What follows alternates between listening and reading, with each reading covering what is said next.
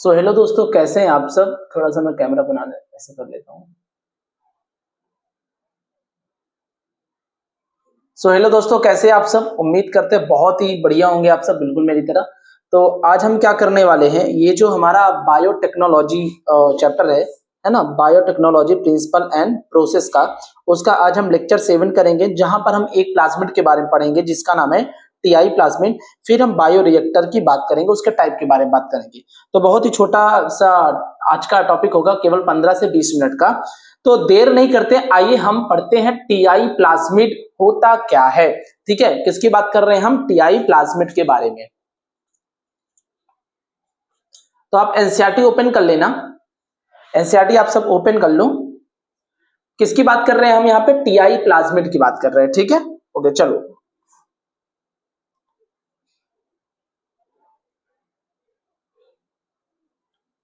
TI plasmid देखो, जैसे कि हमने क्या पढ़ा था कि जो हमने एक पीबीआर वेक्टर है उसको हमने यूज किया था। अब हम टीआई प्लाज्मिड के भी बारे में बात करेंगे। तो यहाँ पर एक बैक्टीरिया है, उस बैक्टीरिया का जो नाम है उसका नाम है agrobacteria tumefaciens.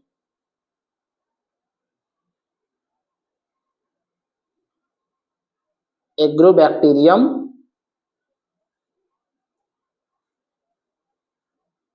Tumefaciens, tumefaciens, agrobacterium tumefaciens, ये एक प्रकार का क्या है, ये है आपका एक प्रकार का बैक्टीरिया। और इस बैक्टीरिया में होता है एक प्लाज्मिड जिसका नाम है टीआई प्लाज्मिड। क्या नाम है, टीआई प्लाज्मिड। और टीआई प्लाज्मिड का मतलब ये है कि ट्यूमर इंड्यूसिंग प्लाज्मिड। क्या नाम है इसका, ट्यूमर इंड्यूसिंग प्लाज्मिड। ठीक है ना। ट्यूमर इंड्यूसिंग प्लाज्मिड का मतलब क्या होता है कि जो डाइकॉट प्लांट होता है, किसकी बात मैं कर रहा हूं, डाइकॉट प्लांट। तो डाइकॉट प्लांट की जो रूट होती है, जब उसमें जब रूट मतलब कि रूट की जो टिप होती है, या कह लो रूट में अगर चोट आ जाता है, डाइकॉट जो प्लांट है अगर उसके रूट में कहीं भी टिश्यू इंजर्ड है, तो ये बैक्टीरिया जाता है और उससे अटैच हो जाता है और अपना टीआई प्लाज्मिड क्या करता है, उस रूट में इंटर कर देता है, जिसकी वजह से रूट में होता क्या है कि ट्यूमर बन जाते हैं। क्या बन जाते हैं, ट्यूमर। एक्चुअली होता क्या है, ये जो टीआई प्लाज्मिड है इसके पास एक ऐसी जीन होती है जो ऑक्सिन और साइटोकाइनिन है ना नाम के हार्मोन को बनाने में हेल्प करती है। ठीक है ना। तो ज्यादा बनने लगता है, जिसकी वजह से रूट का जो सेल होता है वो ट्यूमर बनाने लगती है, बहुत जल्दी जल्दी सेल डिवाइड करने लगती है। और उस वजह से डाइकॉट प्लांट को हो जाता है कौन सी डिजीज, कौन सी डिजीज हो जाती है, इनको हो जाती है क्राउन गॉल ट्यूमर डिजीज। देखो यहां पे ये हमारे पास है एक डाइकॉट प्लांट। क्या है ये मेरे पास डाइकॉट प्लांट है। ठीक है, और ये इसका रूट है। ये क्या है, इसकी रूट। तो ये प्लांट है, प्लांट की ये क्या है, रूट। अब होता क्या है, ये जो बैक्टीरिया है, ध्यान सुनना, ये देखो ये है बैक्टीरिया, और बैक्टीरिया में है इसका क्या, ये देखो ये है इसका टीआई प्लाज्मिड। क्या है इसमें, इसका है TI plasmid. And TI plasmid का मतलब ये हुआ कि इनके पास एक जीन होता है जिसका नाम है टी जीन। और ये टी जीन का काम क्या होता है, ट्यूमर बनाने का। किसका काम होता है, इसका काम होता है ट्यूमर बनाने का। तो जब ये क्या करेगा, अटैक करेगा, है ना, ये प्लाज्मिड क्या करेगा, रूट की सेल पे क्या करता है, अटैक करता है। क्या करता है, अटैक करेगा। तो आपको पता है रूट की जो सेल है इस पे छोटे छोटे घाव है। क्या है, घाव। ये देखो ये क्या, वाउंड है, घाव। ठीक है ना, वाउंड ऑन रूट, रूट में क्या है, घाव है। तो जब ये क्या करेंगे, इंटर कर जाएंगे। ठीक है, जब ये बैक्टीरिया इसमें इंटर कर जाएंगे तो ये अपना टीआई प्लाज्मिड इस पे छोड़ देगा, जिसकी वजह से क्या होता है, प्लांट में क्या हो जाते हैं, प्लांट में बन जाते हैं, क्या बन जाते हैं, प्लांट में बन जाते हैं, ये देखो ट्यूमर। ये क्या बन जाते हैं, ये बन जाते हैं ट्यूमर। तो प्लांट में भैया बन गए क्या, ट्यूमर। और ये जो ट्यूमर है, इस ट्यूमर की वजह से एक डिजीज हो जाती है प्लांट में। क्या हो जाती है, डिजीज हो जाती है, जिसको बोलते हैं गॉल क्राउन गॉल, क्या बोलते हैं, क्राउन गॉल ट्यूमर डिजीज। ठीक है ना। किसमें ये देखने को मिलता है, ये देखने को मिलता है डाइकॉट प्लांट में। किसमें? डाइकॉट प्लांट में ही देखने को मिलता है। ठीक है ना। अब होता क्या है कि फिर इसकी वजह से इसकी डाइकॉट प्लांट की प्रोडक्टिविटी कम हो जाती है। तो साइंटिस्टों ने क्या किया कि ये जो आपको बैक्टीरिया दिख रहा है, ध्यान से देखना आप लोग, कि ये जो बैक्टीरिया है एग्रोबैक्टीरियम ट्यूमीफेसियन की बात कर रहे हैं, इसमें क्या है? ये है टीआई प्लाज्मिड। क्या है ये? TI plasmid. ठीक है ना। इस टीआई प्लाज्मिड में क्या होता है? ये होता है टी जीन। क्या होती है? T gene. जब ये प्लांट में इंटर करता है तो जो टी जीन है वो ट्रांसक्रिप्शन करता है। क्या करता है? ट्रांसक्रिप्शन मेथड करेगा, जिसकी वजह से वो आरएनए बनाता है, एमआरएनए। कौन सा? एमआरएनए। फिर एमआरएनए से ये क्या करेगा? प्रोटीन बनाएगा। क्या बनाएगा? प्रोटीन बनाता है। किसमें? प्लांट सेल में। ठीक है ना। प्लांट सेल में जब इंटर करेगा, अटैक करेगा तब। अब ये जो प्रोटीन होती है, ये जो प्रोटीन है, ये साइटोकाइनिन एंड ऑक्सिन, ये क्या करते हैं? प्लांट में दो हार्मोन को क्या करते हैं? इंक्रीज कर देते हैं। क्या कर देते हैं? इंक्रीज यानी सिंथेसाइज कर देते हैं। जिसकी वजह से होता क्या है? जिसकी वजह से क्या होता है कि ध्यान से सुनना, साइटोकाइनिन एंड ऑक्सिन की वजह से जो प्लांट सेल है, प्लांट सेल किसकी? रूट की जो सेल है वो अनकंट्रोल तरीके से ग्रोथ करने लगती है। क्या करने लगती है? इसमें क्या शो होता है? अनकंट्रोल्ड। ठीक है ना। सेल डिवीजन स्टार्ट हो जाता है। सेल डिवीजन क्या हो जाता है? स्टार्ट हो जाता है, जिसकी वजह से प्लांट की रूट क्या बना लेती है? ट्यूमर इन रूट में क्या हो जाती है? ट्यूमर हो जाती है। और धीरे ये प्लांट क्या होने लगती है? डेड होने लगती है। समझ में आया? किसके वजह से? टीआई प्लाज्मिड, वो टी डीएनए होता है, उसकी वजह से। फिर साइंटिस्टों ने क्या किया, ध्यान से सुनना मेरी बात। साइंटिस्टों ने क्या किया कि ये जो आपका बैक्टीरिया है, ध्यान सुनना, ये क्या है? ये जो बैक्टीरिया है, ठीक है ना, इस बैक्टीरिया का ये जो आपका टीआई प्लाज्मिड है, क्या है? TI plasmid. ठीक है ना। इस टीआई प्लाज्मिड में ये जो आपका टी जीन होता है, इसको क्या कर दिया? इसको रिमूव कर दिया। क्या कर दिया? रिमूव कर दिया। और इसमें लगा दिया क्या? Gene of interest. और इसमें क्या लगा दिया?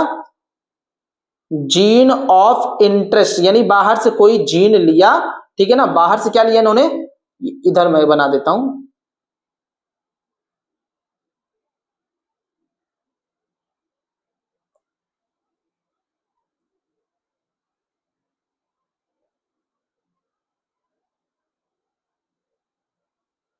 ये देखो, इन्होंने क्या लिया? साइंटिस्टों ने जीन ऑफ इंटरेस्ट इसमें लगा दिया। ठीक है ना। ये देखो, इन्होंने क्या किया? इसमें जीन ऑफ इंटरेस्ट लगा दिया। यानी हमने क्या किया? बैक्टीरिया में जो टीआई प्लाज्मिड था उसका टी जीन हमने हटा दिया, रिमूव कर दिया। रिस्ट्रिक्शन एंडोन्यूक्लियस की कैची मॉलिक्यूलर सीजर होता है, उससे काटा। ठीक है ना। और जीन ऑफ इंटरेस्ट हमने क्या कर दिया? इस पे जीन ऑफ इंटरेस्ट लगा दिया, यहां पे लगा दिया। अब ये टी जीन क्या हो जाएगा? इनएक्टिव हो जाएगा, क्योंकि इसको हमने रिमूव कर दिया था। अब हम इसको प्लांट में क्या कर देंगे? इंसर्ट कर देंगे, जिसकी वजह से प्लांट पर अब कोई भी इफेक्ट देखने को नहीं मिलेगा। अब प्लांट पे कोई भी इफेक्ट या ट्यूमर देखने को नहीं मिलेगा। तो ऐसा होता था आपका टीआई प्लाज्मिड। अदर वेक्टर भी है। ठीक है ना। अदर वेक्टर की बात करते हैं जो हम व्हीकल के तौर पे यूज करते हैं डीएनए को ट्रांसफर करने के लिए। लेम्डा फेज जो डीएनए इसमें प्रेजेंट होता है, M13 इसमें भी डीएनए होता है आपका जो जेनेटिक मटेरियल है। कॉस्मेट डीएनए इसमें भी डीएनए होता है। ठीक है ना। कॉस्मेट वेक्टर, बैक्टीरियल आर्टिफिशियल क्रोमोसोम या ईस्ट आर्टिफिशियल क्रोमोसोम, है ना, ये हम यूज करते हैं एज अ वेक्टर। तो बस टीआई प्लाज्मिड आपका यहीं तक था। तो एक बार देख लो इसको, ज्यादा आपको कुछ नहीं करना है। फिर मैं बता देता हूं, TI plasmid tumour inducing plasmid होता है। ये एग्रोबैक्टीरियम ट्यूमीफेसियन नाम के बैक्टीरिया में पाया जाता है। टीआई प्लाज्मिड का काम प्लांट की जो सेल होती है, जैसे एग्रोबैक्टीरियम जब घायल प्लांट की रूट पर अटैक करता है ना, तो उसकी वजह से क्या होता है, बैक्टीरिया अपने टीआई प्लाज्मिड को वहां पे रिलीज कर देता है, जिसकी वजह से प्लाज्मिड जो टीआई प्लाज्मिड है उसमें जो टीडीएनए है वो टीडीएनए क्या करेगा, प्लांट की सेल में एंटर करेगा और एमआरएनए बनाएगा, एक्सप्रेस करेगा, प्रोटीन बनाएगा, फिर प्लांट की सेल में ऑक्सिन और साइटोकाइनिन की मात्रा बढ़ा देगा, जिसकी वजह से सेल अनकंट्रोल तरीके से बार बार डिवाइड करती रहेगी, लगातार डिवाइड करती रहेगी, जिसकी वजह से प्लांट की रूट में ट्यूमर बन जाता है। क्या बन जाता है, ट्यूमर। अब जब ट्यूमर बन जाएगा तो प्लांट ना तो वाटर ले पाएगा ना तो मिनरल्स ले पाएगा, जिसकी वजह से डाइकॉट प्लांट धीरे धीरे मरना स्टार्ट कर देते हैं। ठीक है, फिर साइंटिस्ट ने क्या किया कि टीआई प्लाज्मिड जो टीडीएनए है, टी जीन है, उसको इनएक्टिव कर दिया, उसको निकाल दिया। क्या कर दिया, निकाल दिया। फिर निकालने के बाद क्या हुआ कि उसमें अपना जीन ऑफ इंटरेस्ट लगा दिया और इसको प्लांट में एंटर कर दिया, जिसकी वजह से प्लांट में किसी प्रकार की ट्यूमर नहीं देखी जाएगी, क्योंकि हमने उस ट्यूमर बनाने वाली जीन को प्लाज्मिड डीएनए से हटा दिया है। समझे बात? चलो अब हम देखो क्या करते हैं कि यहां पे अब हमें अपना प्रोडक्ट तैयार करना है। क्या, फॉरेन जीन प्रोडक्ट हमें बनाना है, तो आपको कल्चर करना पड़ेगा। क्या, तो यहां पे मैं पढ़ा देता हूं, आप लोग लिख लेना। Aim of recombinant DNA technology is to produce a desirable protein. तो रिकॉम्बिनेंट डीएनए टेक्नोलॉजी क्या प्रोड्यूस करेगा, डिजायर्ड प्रोटीन बनाएगा, क्योंकि हमने यही बनाना था उससे product. If a protein encoding foreign gene is expressed in a heterologous host, ठीक है, it is called recombinant protein। heterologous host का मतलब होता है कि आपने कोई फॉरेन डीएनए उठाया, ठीक है ना, और उसके अलग स्पीसीज वाले होस्ट में डाल दिया, जैसे बैक्टीरिया का डीएनए हम में डाल दिया, तो मैं हेटेरोलॉगस होस्ट हूं। ठीक है ना, तो क्या बनाना है, रिकॉम्बिनेंट प्रोटीन बनाना है। The cell with foreign genes can be grown in laboratory। अब उसको जीन को क्या करोगे, लेबोरेटरी में आप ग्रो कराओगे। The culture are used extract the desired protein and purify it by using separation techniques। अब इसको बनाने के बाद इसको प्यूरिफाई भी करोगे, ऑब्वियस सी बात है, technique अपनाओगे। The cells can also be multiplied in a continuous culture system। अब आपको क्या करना है, सेल को मल्टीप्लाई करना है कॉन्टिन्यूअस कल्चर सिस्टम में। कॉन्टिन्यूअस कल्चर सिस्टम का मतलब होता है ओपन कल्चर सिस्टम, ठीक है ना, बायोरिएक्टर की हम बात कर रहे हैं यहाँ पे। फिर आगे क्या लिखा है देखो, here the use medium drain out from side while fresh medium added from other culture. Continuous culture का मतलब ये होता है कि हम यहाँ पे एक ऐसे बायोरिएक्टर का यूज कर रहे हैं जो ओपन टाइप का होता है, जहां पे हम क्या करते हैं, ओपन टाइप का मतलब इधर से हम कल्चर मीडिया डालते जाएंगे और इधर से हमारा प्रोडक्ट बनता जाएगा, निकालते जाएंगे, इधर मीडिया डालते जाएंगे, इधर हमारा प्रोडक्ट बनता जाएगा, निकालते जाएंगे। जैसे आपने वॉशिंग मशीन में देखा है कि वॉशिंग मशीन में क्या है कि अब एक ऐसे आ गया है कि इधर से आप धुलो, इधर से निकालते जाओ, डालते जाओ और धुलते जाओ, ठीक है ना। तो ये आपका क्या होता है, कॉन्टिन्यूअस कल्चर सिस्टम। यहाँ पे क्या होता है, while fresh medium is added from other, है ना, मतलब फ्रेश मीडियम डालो और प्रोडक्ट निकालते जाओ, डालते जाओ, निकालते जाओ, ठीक है। एंड क्या लिखा है, it maintain the cell more physically active, ये सेल को फिजिकली एक्टिव बना देता है। एंड प्रोड्यूस लार्ज बायोमास, और ज्यादा मात्रा में बायोमास बनाएगा। And it yields more desired protein, ठीक है ना, बहुत ज्यादा डिजायर्ड प्रोटीन बनाएगा, जिसको हम बोलते हैं क्या, बायोरिएक्टर। अब हम समझते हैं बायोरिएक्टर देखो होता क्या है। बायोरिएक्टर एक वेसल है जो क्या होता है, which raw material are biologically converted into specific product, जिसमें हम जो भी कच्चा माल डालते हैं, रॉ मटेरियल डालते हैं, वो स्पेसिफिक प्रोडक्ट एंजाइम, है ना, using microbial, plant, animal, human cell जो भी होता है उसको कन्वर्ट कर देता है प्रोडक्ट में। And bioreactor are used to produce large quantity of product. अगर बहुत अधिक मात्रा में आपको प्रोडक्ट तैयार करना है तो बायोरिएक्टर यूज करना पड़ेगा, जहां पे आप 100 से 1000 लीटर किसी भी रॉ मटेरियल को कल्चर करके प्रोडक्ट बना सकते हो। Bioreactor provides optimal growth condition, तो इसके लिए ऑप्टिमल ग्रोथ कंडीशन चाहिए। पीएच वैल्यू पे ध्यान देना पड़ेगा, temperature, substrate, salts, vitamins, oxygen, है ना, ये चाहिए टू गेट डिजायर्ड प्रोडक्ट। अगर आपको डिजायर्ड प्रोडक्ट बनाना है तो आपको पीएच पर ध्यान देना है, टेम्परेचर पर, सबस्ट्रेट, सॉल्ट, विटामिन, ऑक्सीजन, इस पर ध्यान देना पड़ेगा। फिर क्या है, most commonly use bioreactor are stirred type, ठीक है ना, जो सबसे ज्यादा, ये नीट में क्वेश्चन पूछता है, जो सबसे ज्यादा मोस्ट कॉमनली यूज्ड बायोरिएक्टर जो होता है वो स्टिर्ड टाइप होता है, जिसको हम स्टिर्ड टैंक बायोरिएक्टर बोलते हैं। ये देखो अब होता क्या है, आओ हम थोड़ा सा समझते हैं। It is usually cylindrical, bioreactor कैसा होता है, सिलेंड्रिकल और कर्व्ड बेस, इसकी बात कर रहे हैं। स्टिर्ड टैंक बायोरिएक्टर, ठीक है ना, सिंपल स्टिर्ड, ओके। ये कैसा है, ये है आपका सिंपल स्टिर्ड, क्योंकि एक सिंपल होता है, एक स्पार्ज्ड होता है, स्पार्ज में स्पार्जर लगे होते हैं। तो यूजली सिलेंड्रिकल और with curve base to facilitate mixing of reactor content. ये कर्व इसलिए होता है, बेस इसका इसलिए कर्व होता है क्योंकि जो भी ऑक्सीजन यहाँ पे बचे होते हैं वो पूरी तरह से मिक्स हो जाए, है ना। And stirrer facilitate even mixing and oxygen availability. और स्टीरर जो होता है वो क्या करता है, वो मिक्स करता है एंड ऑक्सीजन अवेलेबिलिटी को चेक करता है। Alternatively air can be bubbled through the reactor. तो ये किसमें होता है, bubble through the reactor, liquid के थ्रू, ठीक है ना। तो ये आपका होगा किसमें, ये होगा आपका स्पास्ट में। ओके, बायोरिएक्टर में क्या होना चाहिए, एक एजिटेटर सिस्टम होना चाहिए, ऑक्सीजन डिलीवरी सिस्टम होना चाहिए, ठीक है, फोम कंट्रोल सिस्टम होना चाहिए जो फोम को ब्रेक करे, टेम्परेचर कंट्रोल सिस्टम होना चाहिए, पीएच कंट्रोल सिस्टम होना चाहिए, सैंपलिंग पोर्ट्स यानी for periodic withdraw of culture, ये भी आपको देखना पड़ेगा। तो ये आप इसको जो है याद कर लो, ये क्वेश्चन आपको मैच द फॉलोइंग वगैरह में या सीक्वेंस में अरेंज करने पे आ जाता है। देखो, एक हमारा है सिंपल स्टील टैंक बायोरिएक्टर जिसको हम कल्चर और कर्व्ड बेस, जो कैसे होता है cylindrical, sorry, simple steel tank bioreactor कैसे होता है, सिलिंड्रिकल होता है यानी कर्व्ड बेस होता है, ठीक है, ताकि मिक्सिंग हो जाए आपके ऑक्सीजन की। और एक होता है आपका फोर्स टाइप का, फोर्स का मतलब यहाँ पे स्पार्ज लगे होते हैं, ठीक है ना। तो ये आप देख लो, मोटर है, फोम ब्रेकर है, फ्लैट ब्लेडेड है, तो ये डायग्राम आप देख लो, बोर्ड में आएगा बनाने के लिए, तो आप बना सकते हो। ये गैस यहाँ पे देख सकते हो, स्पार्ज में क्या है, गैस एंट्रेनमेंट, ठीक है ना। और bubbles dramatically increase the oxygen transfer area, ये आपको याद करना, increase surface area for oxygen transfer. यहाँ पे एसिड बेस पीएच कंट्रोलर लगे होते हैं, steam for sterilization, frame foam breaker, है ना, कल्चर बोथ, ये सब आपको दिख रहे हैं। स्टेराइल एयर, जहां से एयर एंटर करता है या बाहर आता है। ओके, अब आपने क्या किया, बहुत सारा एकदम प्रोडक्ट बना लिया, अब उसको मार्केट में उतारोगे तो उसके लिए करना पड़ेगा आपको डाउन स्ट्रीम प्रोसेस, ठीक है। तो अभी तक हमने जितना पढ़ा वो अप स्ट्रीम प्रोसेस था, अब हम लास्ट में आते हैं डाउन स्ट्रीम प्रोसेस। तो डाउन स्ट्रीम प्रोसेस क्या है, series of process such as separation and purification of product. तो ये एक ऐसे प्रोसेस होती है जिसमें प्रोडक्ट का सेपरेशन एंड उसका प्यूरिफिकेशन करते हैं, है ना, आफ्टर बायोसिंथेटिक स्टेज, जब हम उसको बना लेते हैं बायोसिंथेटिक फेज यानी अप स्ट्रीम प्रोसेस से गुजरने के बाद। Product is formulated with the suitable preservatives, तो इसमें अलग अलग तरीके से प्रिजर्वेटिव्स मिलाओगे।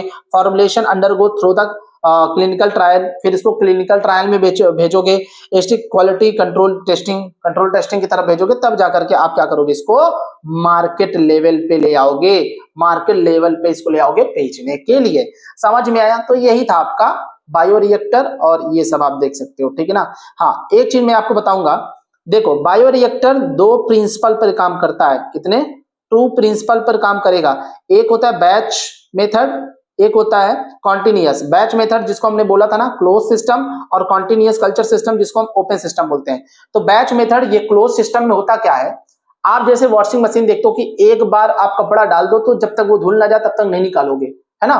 तो बैच मेथड यानी क्लोज सिस्टम में ऐसा होता है कि आप एक तरह से क्या करो, कल्चर मीडिया डालो, कल्चर मीडिया डालोगे तो दूसरी तरफ क्या करोगे, आप उसको पूरी तरह से बनने के बाद, प्रोडक्ट तैयार होने के बाद ही क्या करोगे, आप इसको बाहर निकालोगे।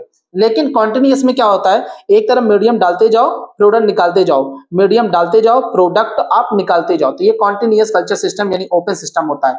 तो बैच में आप क्या देखोगे, लैग, लॉग, स्टेशनरी फेज, ठीक है ना। कॉन्टिन्यूअस में आप क्या देखोगे, लैग, ग्रोथ फेज आपको देखने को मिलेगा। एक मिनट, इसको हटा लो, इसको हटा लो, इसको हटा लो, चलो।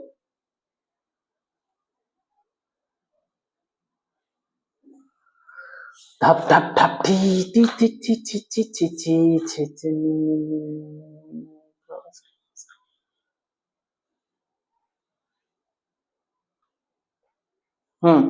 एक मिनट, इसको आप यहां पे ला दो, इसको क्या करना है, और इसको यहां पे करो। अरे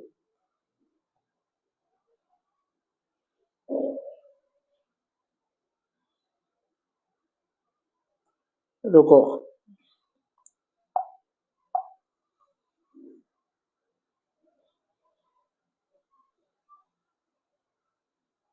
इसको यहां कर, इसको यहां, और मैं इसको यहां कर देता हूं, हाँ ठीक है। चलो देखो, बैच मेथड में लॉग यानी ग्रोथ फेज ही आपका देखा जाएगा, एंड कॉन्टिन्यूअस में lag, log, stationary phase, then आपका डेड फेज आएगा। ठीक है, तो ये आप इतना याद कर लो, बस आपका काम हो जाएगा। तो आई होप आपको इतना समझ में आ गया होगा। नहीं समझ में आया होगा तो कमेंट कर देना एक बार, मैं फिर से आपको समझा दूंगा वहीं पे।